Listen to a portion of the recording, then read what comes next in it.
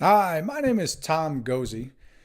And if you're looking at this video wondering, what does this guy know? I need to know that I'm getting value out of this. What is this guy's experience? Well, as you can tell from my hairstyle or lack thereof, I was a head coach for a long time. That's what head coaching will do to you.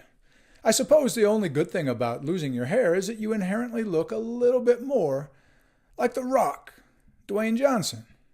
But then you look at my neck and realize his wrist is the size of my neck. So I'm going to have to stick to coaching here because that's what I know best. In 36 seasons as a high school head coach, I therefore took the team to the district championships 36 times.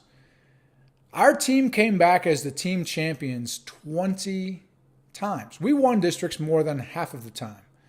In fact, the last 17 years I was the head track coach, we won districts 14 times. Now, it was the kids doing the competing and it was the kids doing the winning. But when you win districts 14 times in 17 years, something's going right. In my 36 seasons as a high school head coach that were crammed into 18 school years, think about that math for a second. 18 school years, this guy was a head coach for 36 seasons. Yeah, I was busy. It was phenomenal. I loved it. I hope you love coaching as much as I did.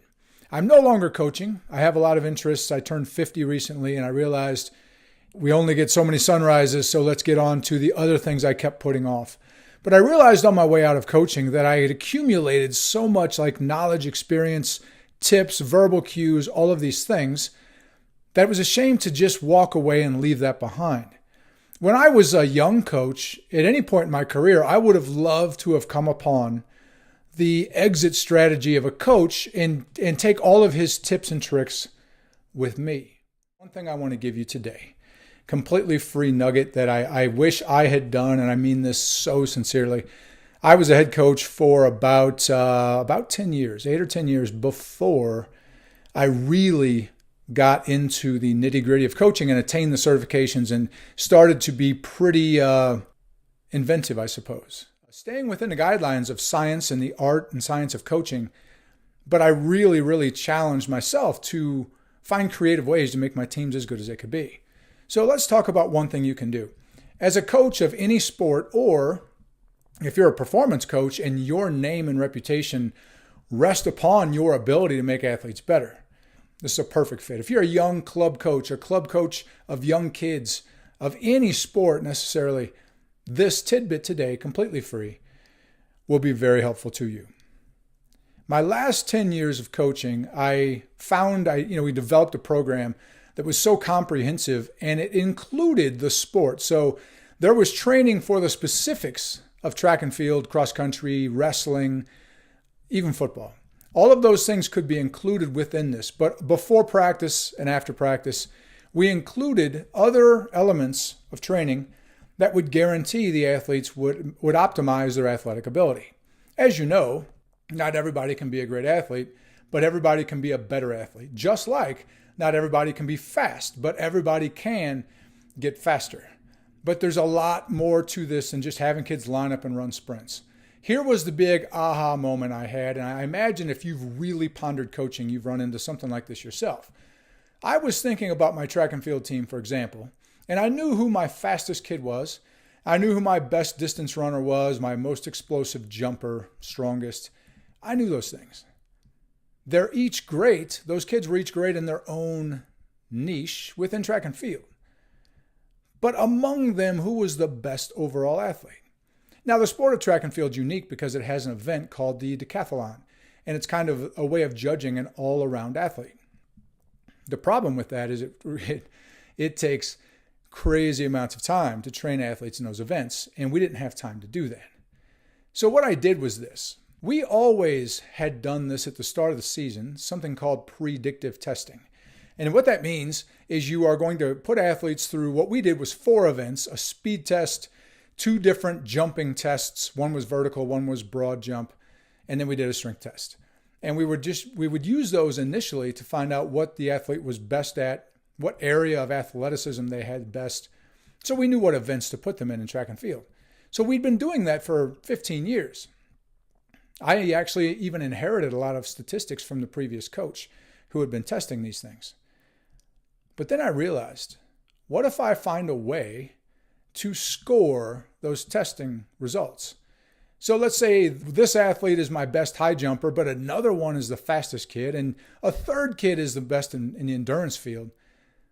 How can I create a scoring matrix so that those athletes are directly compared to each other as all-around athletes? So I got to work. And what I did, and this is what you can do, in the course, Build Better Athletes, we go into this in great depth. But what you can do is just find 3 or 4 things you're going to test every athlete in. Your testing has to be remarkably consistent from year to year, from athlete to athlete. After you've done this for 2 or 3 years, you can look at that data. You can determine what's an average performance. So let's say you're measuring broad jump. Over 3 years of testing, you can divine that a 6-foot broad jump that's pretty average. And therefore, you assign it a point total of 0. A kid that broad jumps 6 feet in your testing gets 0 points for that because that's an average performance. They shouldn't get rewarded for average, and they shouldn't be penalized for it. But what if they go 6 feet 9? Well, that's pretty well above average, so give them a point. What if they go 7 feet 4 inches? That's really nice. Yeah, give them 2 points for that.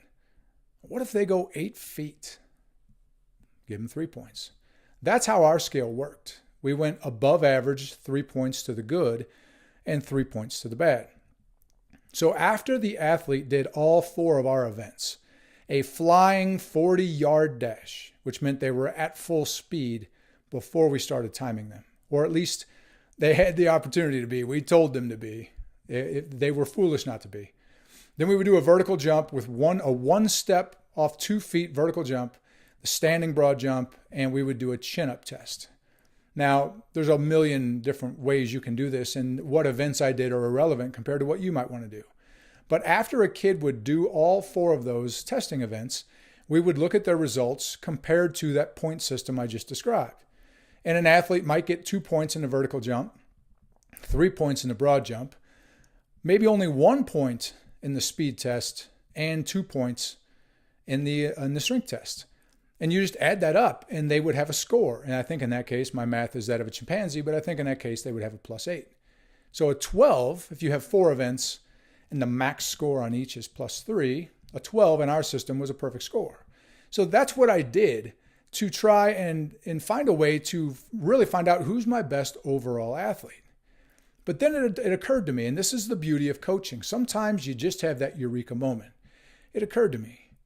The kids, not all of them, unfortunately, but most of them are competitive. And some of them would work out before the season. Some of them couldn't because they were in other sports. And most of those sports do provide some workout benefit. But what about the kids that have the entire season before mine off? How can I use this to motivate them to train even harder? And so I advertised to them. I said to the athletes, we're going to have a point scoring system. 12 is a perfect score. And on the first day of the season, you're going to go through all of these tests, and I'm going to score your performances, and you're going to be perfect or somewhere short of perfect. You might be 0, which means it's average. You might be -3. You might be -6. You could be the lowest score possible, which is -10. Where do you want your name to appear on that list? Well, your most competitive kids, now they realize that testing on the first day of the season, they saw that like the first competition of the season. I cannot tell you the difference it made in our off-season preparation. The coaches didn't do anything different. We'd been doing stuff with kids for years. But the amount of athletes we had coming, the regularity with which they came, and the intensity with which they trained, because they wanted a 12. And if the year before they got a 6, they wanted way better than a 6. They wanted, on that list that was posted, they wanted their name to be above the fold near the top. Now, just so you're clear, we weren't into the, we're not trying to embarrass kids. So we would only publish and post those that were plus scores. Kids who aren't very athletic, it's not their fault necessarily. So if they were a -6, the whole world doesn't need to know that. But I would always let the athlete know, look, you got a -6. You got a -6, but don't give up, because you got that -6 because you never trained. You never worked out. And now you can come do this year-round training with us and just watch how far, how fast, and how impressively that score will climb. I cannot impress upon you enough the importance of trying something like this, because not only does it help you rank your athletes, it inspired all of the athletes to want to rank higher against their own teammates. Now, just imagine, as a coach, we all want good athletes on our team. We want great athletes, but there's not like a faucet that just, supplies every coach with the athletes you want to have. And that brings me to the next thing. In the 36 seasons I was a high school head coach, I took teams, therefore, to the district championships, which in Missouri, where I coached, was the first round of state qualifying. I took teams to the district championships 36 times. And our teams were first place 20 times. More than half of the time, we were the champions. Now think about what this means. In wrestling, for example, there were 8 teams in our district. In track and field, there were 12. In cross country, there was between 10 and 12. So you'd think if you coached for 36 seasons, you might win 6 or 8 times with all of those teams competing. But we won 20. We being the key word. I didn't break a sweat any of those days. How did we win 20 team district championships when there were so many teams in our district competition? Well, the school I taught at and coached at, we certainly had some great athletes, but when you looked around like the greater St. Louis area or zoom out to the state of Missouri, our school was not an athletic powerhouse by any means. We were, pretty average, honestly. But our team within the school was very, very good. So we weren't doing this with phenomenal Division I athletes 7 or 8 deep on our roster. We would have 1 or 2 maybe. Some teams had none of those. But what we did very well was we developed the athleticism in every kid, maximized and optimized their talent so that we had a lot of above average athletes on the low end. So we would have our quote unquote star athletes, the athletes that coaches and kids from other schools knew about, much less, fanfare accompanied a lot of the other athletes. They were, seen in their own eyes as kind of like a depth athlete. No one knows me, I'm not very good. But they were. They were going to meets and getting 2nd, 3rd, 4th, 5th place, racking up points. So we were developing athletes into the best version of an athlete they could become. And it wasn't all just done with the athletic testing. The athletic testing and scoring motivated them to do the workouts year-round that we wanted them to do. And that's the key. Because as coaches, we all want our athletes to be dedicated, be better every year, all of that. But it's hard because high school kids have a lot going on. They're busy. There's never been an era where kids are more bogged down with homework. Thank goodness that wasn't the case when I was in high school. But if you incentivize them, tap into their natural competitiveness, they will do that workout program that leads up to the testing. And their scores will climb, your number of good athletes on your team will rise, and your team will be all the better for it. In the next video, I'm going to explain to you what it was we did that led up to the testing. It wasn't get on the line, run sprints. It wasn't go bench press. A lot more to it than that. And that's what we'll go into in the next video. Again, my name is Tom Gozy. My course is called Build Better Athletes. I want to take all of the experience I gathered in my long career and pass it on to you so you can have better teams, better athletes, and a lot more fun. Thanks for watching.